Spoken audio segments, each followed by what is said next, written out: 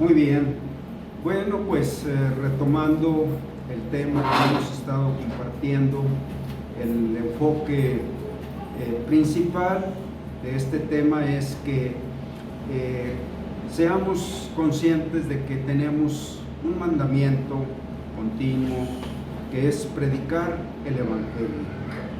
Y hemos estado pues entendiendo, conociendo que este mandamiento es en medio de dificultades, adversidades, oposición, persecución, y hemos estado comentando que esta oposición, adversidad y adversarios, opositores, tienen un origen que es en el mismo Satanás y sus huestes celestiales de maldad. Ellos son los actores principales de esta oposición, pero ellos están usando a esta criatura que Dios creó a su imagen y semejanza, que es el hombre. Ellos quieren destruir la gloria de Dios. Es el propósito del diablo. Es lo que le llevó a él a pecar. Él codició la gloria de Dios. Y cuando vio el resultado de su codicia, que estaba pecando contra Dios, él odió esta gloria, porque precisamente su codicia lo destituyó de la gloria de Dios. Se cumple el principio de que el pago del pecado es muerte. Él pecó y fue separado de la gloria de Dios. Bueno, esa gloria que él codició, ahora él odia esa gloria de Dios. Y Dios creó al hombre a su imagen y semejanza. Nosotros reflejamos más todavía que las criaturas celestiales, reflejamos la gloria de Dios. Porque Dios estableció que con esta criatura Él quería compartir su gloria, quería tener comunión, compañerismo hasta la eternidad. Entonces, el diablo odia a esta criatura que refleja la gloria de Dios. Bueno, mayormente cuando nosotros queremos entregar nuestra vida para que Dios sea glorificado en nosotros, haciendo su voluntad, compartiendo sus propósitos, su visión eterna. Bueno, el diablo, sus huestes celestiales van conquistando corazones, produciendo rebelión, produciendo rechazo, odio, y ellos se encargan de sembrar en los corazones. Bueno, él empezó con esta obra destructiva allá en Edén, cuando él hizo caer en la mentira, en la codicia, en el engaño, aquella primer pareja que Dios había creado allá en el huerto de Edén. Bueno, ahí él empezó a introducirse, empezó sembrando la semilla del pecado en el corazón de esta criatura que fue creada y predestinada para glorificar a Dios. Mediante esa semilla del pecado, Él puede levantar una oposición, una rebelión, pisotear la gloria de Dios. Sí lo puede hacer. En la Biblia dice que el pecado entró en el mundo por un hombre, y por el pecado entró la muerte, y así la muerte pasó a todos los hombres por cuanto todos pecaron.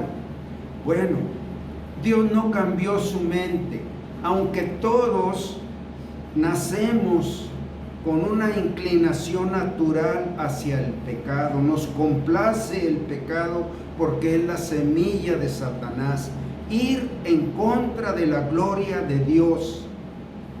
Bueno, la gloria de Dios no se limitó. Dios no cambió su mente, su propósito. Él podía mostrar que Él puede levantar hijos de Dios aún de las piedras. Bueno, ahora la gloria de Dios es que estos corazones que tienen la semilla del pecado, el pecado original, bueno, su gloria es que yo me convierta de corazón a la voluntad de Dios. Y la voluntad de Dios empieza a cumplirse cuando yo acepto que Cristo vive en mi corazón, cuando yo lo decido, lo determino, que ya no quiero ser ese hombre que va en contra de la gloria de Dios. Yo quiero ser alguien que levanta en su vida la gloria de Dios. Y cuando Dios cumple eso en nuestros corazones, su gloria resplandece más y más, porque Él nos está regresando al origen de su propósito con el cual nos creó. Bueno, entonces en este mundo, pues en esa libertad que cada uno de nosotros tenemos para decidir, para elegir qué quiero hacer yo con mi vida, todos tenemos esa libertad, y en esa libertad es cuando inclinamos nuestro corazón a decidir qué quiero yo hacer de mi vida. Y lo que yo quiero es que Cristo viva en mí. Bueno, pero lamentablemente no todos tienen esa tendencia o esa inclinación. Ellos pueden inclinarse a amar más el pecado. El pecado es destrucción, es destructivo, y aman la destrucción de su propia vida, de su propio ser y la de su prójimo, y están dispuestos a pisotear la gloria de Dios. Bueno, es increíble el poder que tiene el pecado, el poder para odiar a Dios. Por eso Dios continuamente, su llamado es: arrepiéntanse, arrepiéntanse de tener un sentir contrario a mi nombre, a mi gloria, a mi voluntad, a mi santidad, a mi justicia, a mi verdad. Arrepiéntanse. Bueno, en ese sentido, una persona puede hacer del pecado un endurecimiento para siempre. Y hay un pecado extremo, máximo, que se llama el pecado imperdonable. Dios nos concede una vida para reflexionar, para meditar, para valorar qué estamos haciendo con nuestra vida, cuál es el fruto, y nos da el tiempo suficiente como para que conozcamos el pecado en nuestro interior, en nuestra mente, en nuestros sentimientos. Nos da el tiempo suficiente para que palpemos que el pago del pecado es muerte. Bueno, ahí está donde algunos aprovechan ese momento de balance, de meditación, de reflexión, y quieren cambiar desde el fondo, desde la raíz, su corazón. Y no hay alguien más ni un lugar más donde ellos puedan encontrar esto, más que en Cristo, en el Señor que vino a darnos vida.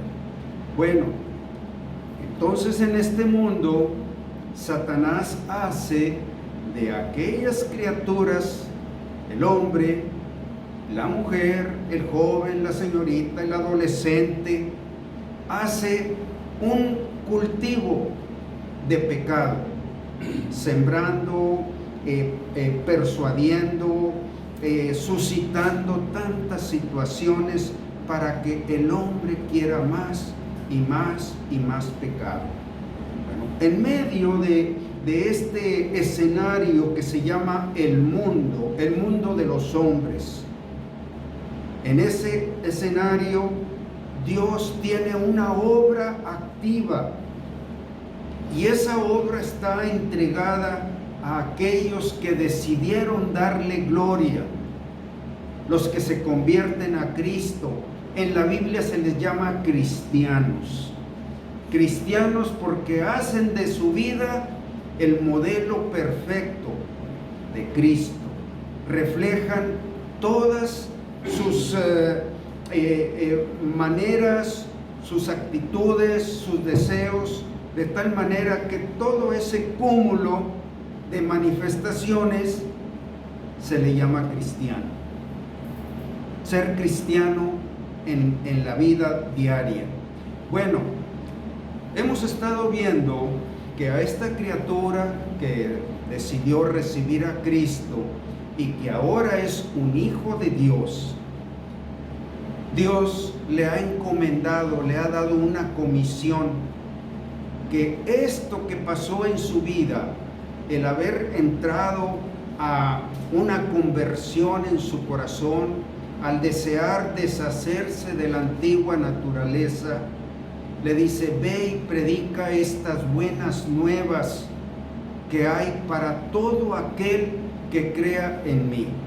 Porque de tal manera amó Dios al mundo, que ha dado a su Hijo unigénito, para que todo aquel que en él cree no se pierda en el pecado, en la eternidad, sino que tenga vida eterna. Bueno, esta obra está en los cristianos y Dios está testificando juntamente con ellos. Dice que el Espíritu mismo testifica juntamente con nosotros. En ese sentido, estamos en un escenario de una lucha que separa el cielo del infierno. Una lucha que puede convertirse en victoria para muchos o puede convertirse en una derrota eterna para siempre. Nunca conocer victoria sobre el pecado. Es maravilloso cuando una persona se convierte a Cristo y empieza a testificar cómo ha podido romper las cadenas con el pecado que le ata. Empezar a cambiar desde lo más profundo de su corazón actitudes, maneras, sentimientos, costumbres, filosofía. ¿Cuántas cosas empieza a cambiar desde la raíz de su corazón? Es maravilloso ir a la raíz de nuestro ser y poder levantar una vida como Cristo es. Esta es la obra de Dios, y Dios la entrega a aquellos que conocen este nuevo nacimiento. Bueno, hemos estado mencionando situaciones de cómo esa oposición siempre quiere detener la obra que va en aquellos que quieren confesar el nombre del Señor Jesucristo. Hemos avanzado en viendo pasajes en el libro de los Hechos. Ahora en esta parte vamos a ver Dios, cuando el Señor Jesucristo partió al cielo, les dejó esta gran comisión a aquellos que habían sido sus discípulos más estrechos, y entre ellos los llamó y les dio un nombramiento: apóstoles. A ellos se les entregaría la doctrina que ahora enseñarían al mundo, a las naciones, los apóstoles, y luego ellos fueron multiplicándose a través de discípulos que aprendieron la vida que Cristo quiere dar a cada uno. Bueno, estos apóstoles recibieron tanta oposición a través de las autoridades religiosas, porque estamos yéndonos donde nació esta obra de la voluntad de Dios, esta obra que testificaría, que sería llevada a través de personas. Bueno, el lugar exacto fue ahí en Jerusalén, en el templo mismo de los judíos, aquellos que habían pedido a Pilato que lo crucificara. Ahí mismo es donde nació el movimiento cristiano. Y vemos aquí en esta parte que los apóstoles empezaron a sufrir más y más oposición hasta convertirse en una persecución que amenazaba sus vidas. Dice que se levantó contra los discípulos una oposición tan terrible que comparada con la que nosotros tenemos hoy en día, lo nuestro es como un juego de niños. Tenemos toda la libertad para predicar el Evangelio. Ahorita las mismas leyes nos dan esa libertad, sobre todo aquí en nuestro país. Tenemos esa libertad de culto, tenemos esa libertad de reunirnos. Las leyes del Estado no están poniendo su atención en esto, por lo cual nosotros tenemos mucha libertad, pero vamos a darnos cuenta que Satanás no para en estar queriendo destruir la gloria de Dios. Aquí existía un peligro terrible de que Satanás parara en sus mismos inicios el testimonio de nuestro Señor Jesucristo. Así es una manera de decirlo. La obra de Dios consiste en que el testimonio de lo que Cristo puede cumplir en una persona, de cambiarlo desde su corazón, bueno, esa obra se le puede llamar el testimonio de nuestro Señor Jesucristo.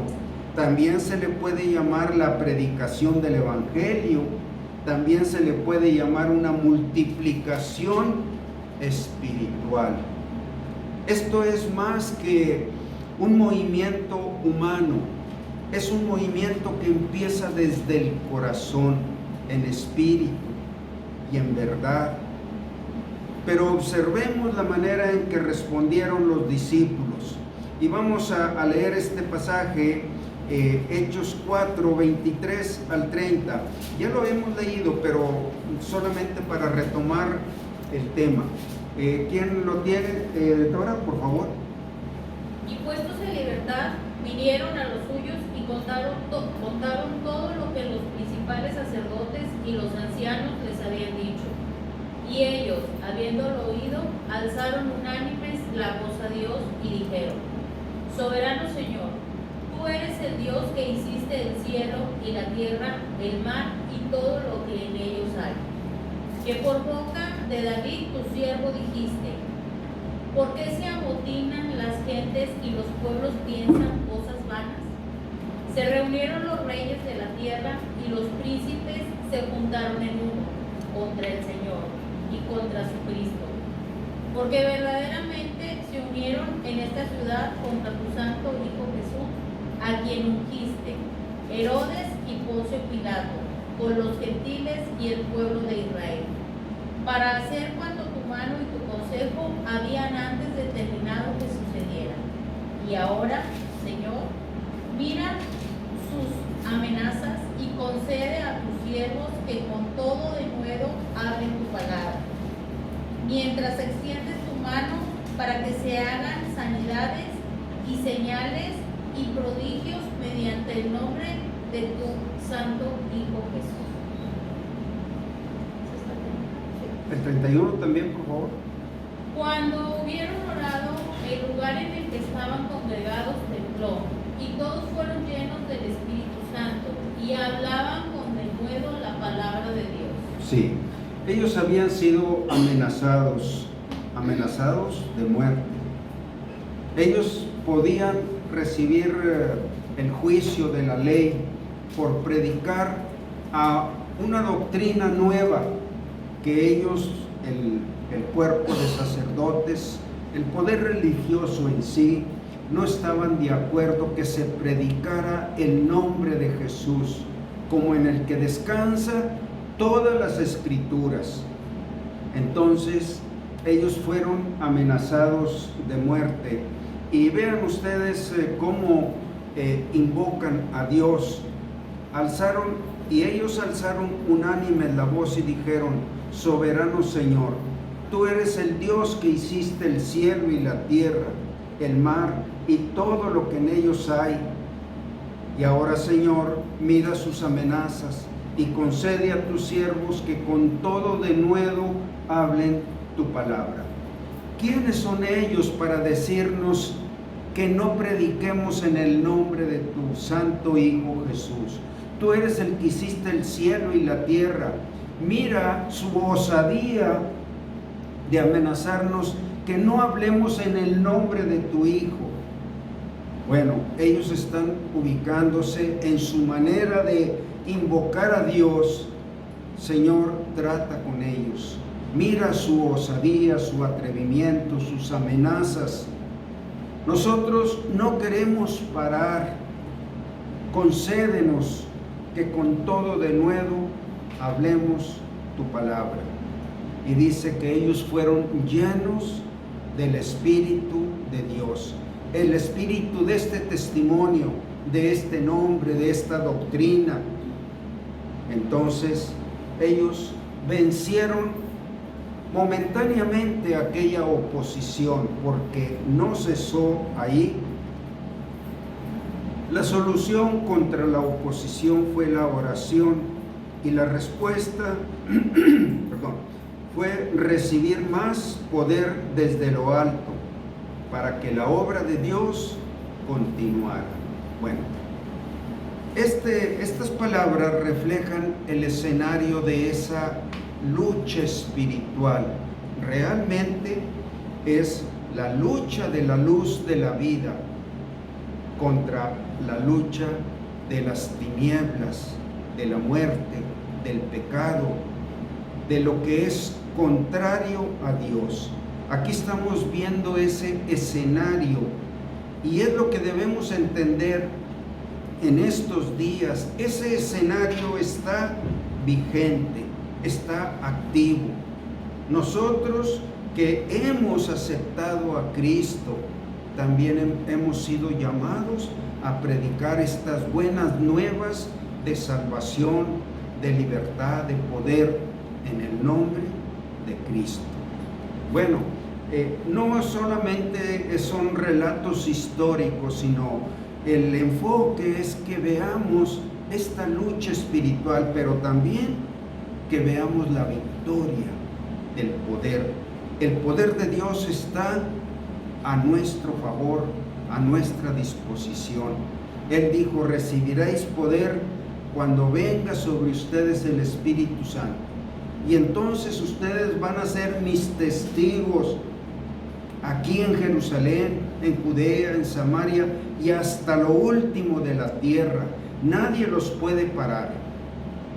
Bueno, eso es lo que nosotros debemos cautivar o absorber o asimilar, que estamos poniendo nuestros pies en una obra que tiene el poder de Dios, el poder de la victoria, el poder de la luz.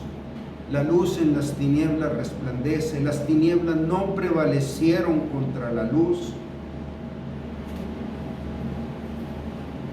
En Hechos 5:12 dice: y por la mano de los apóstoles se hacían muchas señales y prodigios en el pueblo, y estaban todos unánimes en el pórtico de Salomón.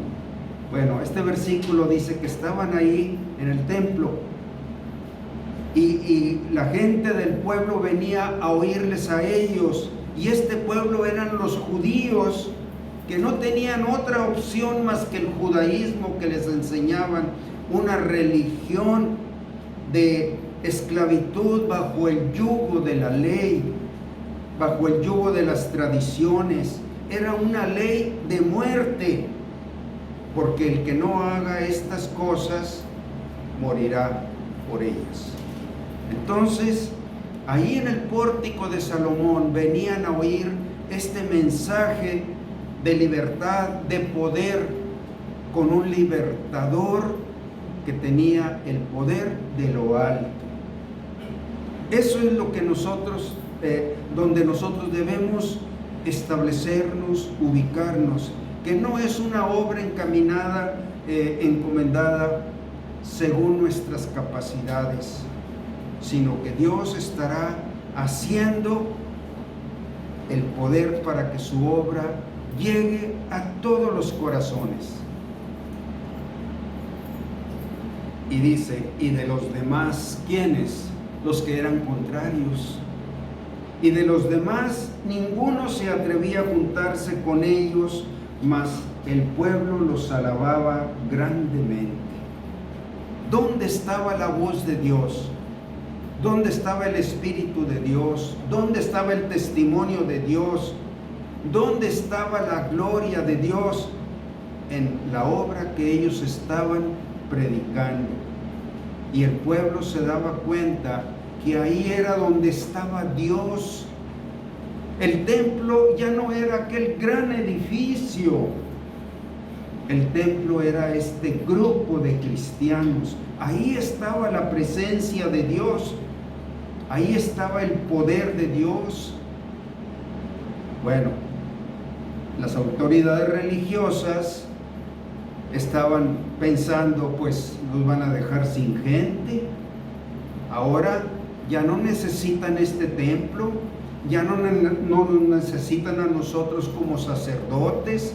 Y el sumo sacerdote, ¿para qué va a estar aquí si ahora todo el pueblo lo sigue a ellos? Bueno, esa es la victoria y esa es la lucha que va atrayendo los corazones a la luz de la verdad, a la luz de Dios. En estos días, la figura de estos que estaban aquí en el pórtico de Salomón somos nosotros. Dios ha prometido que el templo de Dios son los creyentes. ¿Qué no sabéis que vosotros sois templo de Dios y que el Espíritu de Dios mora en vosotros? Bueno, ¿y quién tiene la verdad? Pues el que predica a Cristo. ¿Y quién tiene el poder de Dios para convertir el alma, el corazón de una persona? Él prometió estar en ese mensaje de tal manera que el que cree en su corazón nace una nueva criatura. El que está en Cristo, nueva criatura es. Estas son las evidencias. ¿Dónde está Dios? En la gloria de su nombre, en la gloria de su Hijo Jesucristo, en su palabra, en su poder, en su testimonio. Ahí es donde está Dios. Y los que creían en el Señor aumentaban más, gran número así, de hombres como de mujeres. Convicción plena. ¿Quién es el Cristo? Para que crea en Él. Y el Señor se manifiesta a cada uno. Yo soy el que está delante de ti. Y una persona cree en ese testimonio, en esa voz del Espíritu de Dios que le habla. Ahora tenemos otro punto a considerar en este escenario, que el poder pertenece a Dios y que la obra es de Dios. Vamos a leer estos versículos, Salmos 62, 11 y Hechos 5, 38 y 39. Eldita, ¿nos puedes leer? Y Marlene. Salmos 62, 11. Una vez habló Dios, 2 veces he oído esto, que de Dios es el poder Una vez habló Dios, 2 veces he oído esto, que de Dios es el poder absoluto, el poder sobre todos los poderes, es de Dios. Y Marlene, Hechos 5, 38 y 39. Y ahora os digo, apartaos de estos hombres y dejadlos, porque si este consejo o esta obra es de los hombres, se desvanecerá. Mas si es de Dios, no la podréis destruir. No seráis tal vez hallados luchando contra Dios. Sí. Si esta obra es de Dios, no la puedes detener. Cuidado, ahorita vamos a ver el pasaje completo donde un hombre notable, un maestro de las Escrituras, les dio este consejo. Si esta obra es de Dios, no la pueden detener. Bueno. Ante esta victoria y los resultados, la oposición aumentó más y más hasta convertirse en persecución, pero Dios intervino directamente. Ya pasaron a un estado de persecución para apresar y llevarlos al martirio, a la muerte. Empezó a venir la cosecha de mártires por la causa de Cristo. Vamos a hacer una pausa aquí para ver la segunda parte de este mensaje.